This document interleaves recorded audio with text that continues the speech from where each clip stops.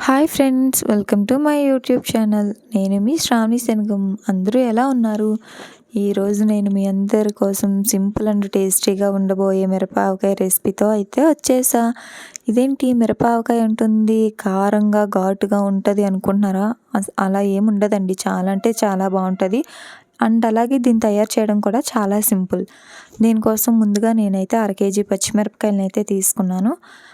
ఈ పచ్చిమిరపకాయలన్నింటినీ కూడా మంచి వాటర్తో క్లీన్ చేసి ఒక కాటన్ క్లాత్తో తుడుచుకోవాలి, వాటర్ లేకున్నా. ఎందుకంటే వాటర్ ఉంటే మనకి పికిల్ అనేది వేగంగా పాడైపోతుంది.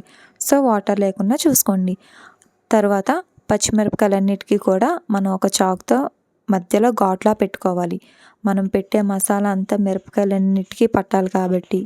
దాని తర్వాత 1/2 కేజీ పచ్చిమిరపకాయల కోసం నేనైతే 100 గ్రాముల ఆవాలు, 50 గ్రాముల మెంతులు, 1 టేబుల్ స్పూన్ జీలకర్ర అయితే వేసి లో ఫ్లేమ్లో పెట్టి దోరగా అయితే వేపుకున్నామండి. ఈ టైంలో మనకి మంచి అరోమా అయితే వస్తుంది. ఆవాలు, మెంతులు, జీలకర్ర చల్లారిన తర్వాత ఒక మిక్సీ జార్లో వేసి మెత్తగాని పౌడర్లా చేసుకోవాలి. మిరపకాయలన్నింటినీ కూడా ఒక పెద్ద బేసిన్లో వేసి రుచికి తగినంత సాల్ట్ అండ్ అలాగే రుచికి తగినంత కారం. కారం ఎక్కువగా తినేవాళ్ళు కాసింత కారం యాడ్ చేసుకోండి. నేనైతే ఇక్కడ 2 టేబుల్ స్పూన్ కారం అయితే యాడ్ చేస్తున్నాను. తర్వాత మనం ఆవాలు, మెంతులు, జీలకర్ర మనం పౌడర్ చేసుకున్నాం కదండి, ఆ పౌడర్ అయితే యాడ్ చేస్తున్నాను. అండ్ అలాగే మనకు నిమ్మకాయలు కూడా అవసరం. నేను ఇక్కడ 4 నిమ్మకాయలు తీసుకున్నాను 1/2 కేజీ పచ్చిమిరపకాయలకి అయితే. నిమ్మకాయలు పిక్కలు లేకుండా అయితే పిండేసుకోండి. పిక్కలు ఉంటే మనకి తినేటప్పుడు చేదుగా తగులుతాయి కాబట్టి పిక్కలు అయితే తీసేయండి.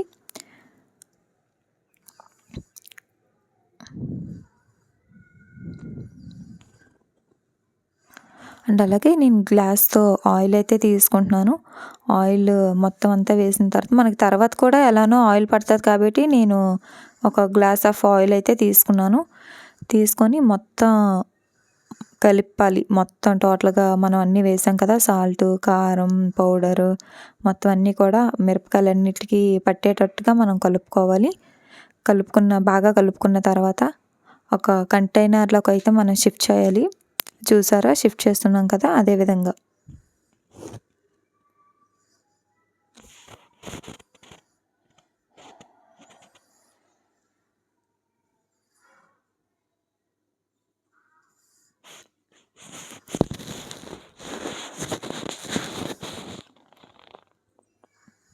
ఎయిట్ కంటైనర్లో పెట్టుకోవాలి. అండ్ అలాగే దీన్ని మనం ఒక 3 డేస్ తర్వాత మళ్ళీ కలుపుకోవాలి.